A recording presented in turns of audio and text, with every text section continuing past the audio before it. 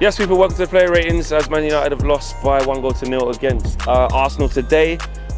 It wasn't the team we expected to see. Even more eyebrows raised when we saw the actual team sheet. So we're just happy that actually we didn't get destroyed, even though you were like, they should have done more. I expected more. I always expect more. They weren't good enough. But listen, keep your standards high. But let's get straight into it. Andre Onana.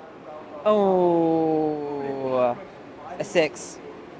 Made some good saves to stop it to go 2-0. Made some really good saves. He made a couple of good saves, actually. But I was more, again, the negative side of me was thinking about his distribution. There was like some of them, they just kicked it straight out. I'm like, what are you doing? However, there were some instances where he tried to get us on the front foot after a goal kick. And like none of our players were like calling for the ball. So it on a couple of occasions during the match, the other players made it difficult. The other players made it difficult for him to play to his Onana strengths, if that makes sense. Yeah. Is a 6 fair for Onana? Yeah, 6. He did stop it going 2-0, kept us in the game at that point. Save, big save. I think it was on Martinelli, Martinelli and Declan Rice. Yeah, Declan Rice save as well. It's a couple there. So a couple anxious passes in the first half, second pass, and the crowd was getting onto him about little things. But 6 is fine. Yeah. Right back, Aaron Wan-Bissaka. Not good enough on the ball in the final third, man. It's really poor, really shaky on the ball. I'm going to say 4. It's not technically good enough, unfortunately. You know, good in our third, really good in our third as a footballer, but in the opposition's third and even in the middle areas, can't offer much. So 4. 4 for me. 4? Do you agree with that? Yeah. I'd probably, on the balance of what, I was going to say, I'd probably just give him a 5. Don't think it was that bad, but I get there's just clear limitations that high up the pitch. It's just not his game. Let's get to the centre-backs. Casemiro, right centre-back. Oh, mate. Well, you always got to, I'm going to be like giving them a... Casemiro, right centre-back. No, it's your 2, 3? I'm with you. Yeah? Are we that's the reason why we've conceded. Oh, okay, fine. I don't think that's all down to Casemiro. It's just his all-around game. I mean, it's like he's had a lobotomy. It's like he's already in Saudi. He's checked out. He's completely checked out. His fitness is down. His passing accuracy is shocking. His in-game, like I say in-game management, his in-game IQ, it's like pressure situations. I don't know whether it's because he's playing out of position, but I'm like, what are you doing? You wouldn't even do that if you were playing in your natural position, the passes that you're choosing and the runs that you're making. Like, no, 2, sorry. Yeah, I agree with that completely. Nothing more to add to. I actually think his general play, considering how I thought he would be, because it's him and Evans against Arsenal, was actually all right, I thought. He done a few Casemiro specials giving the ball away. Crap, I get that. But he didn't get into any bad situations where he got skinned 1v1. He had a couple of good challenges. But the goal, Onana goes long, then we lose it. Yeah. But at that moment, we can lose a ball like that. Yeah. He was just casually trotting like he's a midfielder. You are the last man. Yes. Like, you've got to sprint out. That is your fault. And then he doesn't cover the near post well enough. And then Wan-Bissaka doesn't do well enough because there's only Trossard it can go to and doesn't do well enough. So I'd give Casemiro a 4 because the goal was his fault. Let's move it on. Okay. Left back, Diogo Dalot. He has an interesting role. Yeah, he has an interesting role in the game in terms of, adding himself to the forward line for the long passes. Kind of locked up Saka at times as well, done well. Won the ball back at times. I'm going to say give him a 5. We lose the game, so you didn't impact it well enough, so 5. See, I was at 6.5. Oh, we don't do... Oh, okay. Which means you mean 7 then? Or you're going up. 6? 6. We'll give him 6. I think a 6 is fair. We did lose, but he was one of our better players, for sure. Yeah. Into midfield, Amrabat. Oi. Send him back.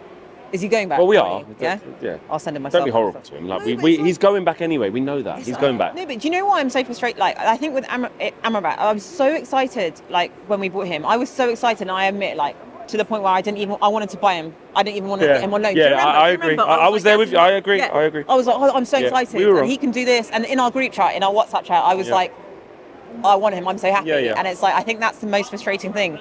Going back to the game today, like, it's almost as if the things that he's normally good at, his tackling was great. The deeper, like you said, he progressed the ball quite well. It was easy for him. Just keep it side. That's the Casemiro special. Just do it, sideways, keep it moving. Then when you have to pass forward, you can't.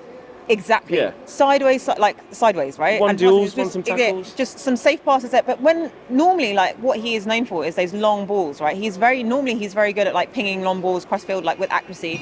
He was not there today. There's one pass he did. He went straight out. Straight out. I went, oh my God. What are you doing? Yeah. And that happened actually more than once. But What are you giving him? Being long-winded, 4. I think he played a 6. Yeah, I think he played a 6. I think, considering the midfield changes and when we saw his name on the team sheet, oh bloody hell! I thought he did all right, man. 5. This is one of his better games. It's one of his better performances. It wasn't perfect because we know his limitations. Yeah, he had one final pass to make where he wins the ball and tries to make the correct final pass. Couldn't find it. Yeah. But other than that, 6. Okay, so 2 6s here and a 5 there. Kobe Mainu, let's go quickly up. Again, 5. I think not one of his best games. I didn't see him much in the game, if I'm honest with you. Maybe a 6 then, if I give it Amrabat. So maybe a 6 for Kobe. But I didn't see much in the game. Average. Hopefully he's not injured. I saw him have a little collision there. But a 6. I think if I've given Dalot, if I push for Dalot being a 6, I've got to give Mainu a 7. Really? Yeah. Really? Yeah, Okay. I do. I know. I think he was an average 6 today. I think he took the ball well sometimes. I think. Sorry to cut you off. Nice, yeah. To just piggyback off what you're saying, I think the reason why he stood out for me is because in that central, as in midfield, it's like he was the only one who was like cool, calm, collected. He just looked not casual in the bad way, but casual in like when he received the ball, it didn't bounce off him like a trampoline. He had really good ball control. There were a few nice dribbles that he went through 2-3 players, which I was quite impressed with. He recycled the ball quite well. He did recycle. Yeah, I would give him a 7. But okay. I would have gone with a 6, but he showed he wanted the ball and stuff like that. Yeah. Scott McTominay, 4. I might even go lower if you're ready to go lower. Yeah, 4. I'm ready to go lower. Yeah. Oh wow. Yeah. Terrible. It was really shocking today. Can't pass. Oh my days. The problem with Scott is his job is to, if he is going to play for us, but I mean if he starts like today, he's got to just be on the end of things in the box, and he wasn't. He was a lot on the ball today and can't do it. Tell you what his job is playing for a mid-table club like West Ham. That is his job. Okay. No. Okay. Sorry. Steph, okay. Okay. Okay. It's just the player ratings for today. So. Okay. Two things I want to say about McTominay. I would give him a 4. 4's fine. Yeah. The first thing I want to say is in the first half, when we were working our way into the game after the around 10-minute time, I noticed more and more that he was taking up a lot of Højlund's space to run into. Like it was almost as if he was like all over the pitch. Go and win it now.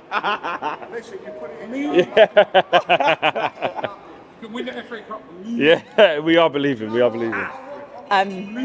Thank you. Lee Judges says he wants us to win the FA Cup. That's nice. He's just kind of creeping into Højlund's space. So when we played that out ball, even though Højlund struggled to keep hold of the ball with the hold-up play, Scott McTominay was running into the spaces that were created, for example, by Garnacho. Garnacho was staying really, really wide, and then it was almost as if there was all this space, and Scott McTominay just literally was shadowing Højlund. I'm like, what are you doing? Yeah. You don't need to be there. And then the second thing I wanted to point out is that I was thinking about it, that game that I saw McTominay in reminded me of how Bruno runs around like a headless chicken. We all know Bruno. You love Bruno, right? How Bruno runs around. It's like Bruno, but without the football talent or the in-game IQ. That is what Scott McTominay is. And when you take that away, he's a runner. Yeah, not good on the ball, not good enough. But he gets you goals though. Sometimes. Right, let's quick it up. Right, to front 3, Garnacho. 5, very wasteful with the ball. Very wasteful. Bit like Rashford when we complain about running down blind alleys. But direct, loved his directness. Every time, very confident to run with the ball. Looked leggy after about the 60th minute. Looked about tired, but 5. You agree with that? Happy with that. Yeah. 5, yeah. Højlund. 4. I honestly think he could have. Get involved, can he? He can't get involved. B, I also think that his hold-up play wasn't great, all things considered. However, I know that he was up against a really strong Arsenal defence. They're big dudes. It's one of the ones where you just predict that before the game. I was he's going to get taken for meat and drink all day, and that was what happened. There's a clear golfing class, and he's just not ready to compete against those levels of centre-back shit. Agreed. Yeah, agreed. Ahmad on the right. I liked his performance. I think if there was anyone I would give a 7 to, maybe him. Really enjoyed how he's playing football. So 7, taking the ball a lot. I think there's a penalty shout in there, in my opinion. I saw it, but it wasn't. It wasn't. Yeah, no, it wasn't. So then 7 for just really good, positive dribbling on the ball. We need to see more crosses in the team, though. Is that an issue that Ten Hag's do it? Why do they not want to cross? It's just a bit weird now. I was trying to shout to him a lot of times, just cross the ball, please. So maybe that needs to be worked on, or Højlund needs to find his way to offer himself in there. But 7. 7 for Ahmad. You know what? If I gave a 7 to Manu, I'll give a 7 to Emma. Yeah, I mean, we need some bit of ray of light in it. I mean, he wasn't great out there today, but you know, he don't. Is he injured? I'd hope it's not too bad, but yeah, he obviously come off his knee. Yeah. He clashed with that when he went down with Partey. And he carried on at half time, then after that, the information must have come up. The substitutes, obviously, Amari Forson, Christian Eriksen, Anthony, just. 5-5-5. Yeah. Yeah, Anthony was complaining something about his changing to left back. I don't like that. You know, complaining with the manager. I don't like that. But other than that, so yeah, 5-5-5. Yeah. 5-5. Am I missing anyone else? I don't think. Oh, Wheatley. Oh, I like to see him come on. I don't think he said Evans, but yeah, Wheatley. My God. Yeah. Right, because we went to stop. Sorry. Big Willie. Rewind. Johnny Evans. Johnny Evans. Did all right, man. He did all right. He Alright, faded. six. Six. Yeah. But he faded, and again he got stuck. Yeah. It's only 80% fit to start with. Shouldn't even have played against Exactly. Palace. He's putting his body on the line, man. What a servant. Yeah. Exactly. Yeah. Won his headers. Yeah. I don't like how he was jockeying too much. He gave Havertz too much respect in that play, in that particular play. Other than that, he was good. He was fine. Yeah. Willie Kambala came on, was all right. Yeah. Did okay. He did a brilliant tackle. Yeah, he loves it. Brilliant tackle. Yeah. It was great. I love that. It wasn't on that long though. 5, 6. 5. Yeah. Fine. Yeah. Ten Hag quickly. With what was at his disposal? 6. Yeah. With what he had, I'll give him a 6. 8. Oh my God, Marcel! Okay. Explain. 8. I love Ten Hag. So 8. Explain why you give him an 8 for today. I love Ten Hag. Yeah. Well, that's not. But why did he get 8 for today? For what he had at his disposal, like Yeah. he just said, Yeah. definitely done a job. It was compact. He changed things as well today. Yeah, we were could more see compact. that. He said something to them. I think halftime team talks, normally we capitulate at halftime. Yeah. They still held it together. The Arsenal were pressuring us a little bit, but you know, we came into our own and we still had opportunities in the second half as well. So I'm going to stick with my 8. Okay. Let us know about the player ratings, how you feel about it. Are we way off? Are we being too lenient? Because we have actually lost to Arsenal. Yeah. Or are you like us, actually? We didn't get absolutely destroyed like we thought we would. It was a bit of a meh game. There wasn't much quality from both sides.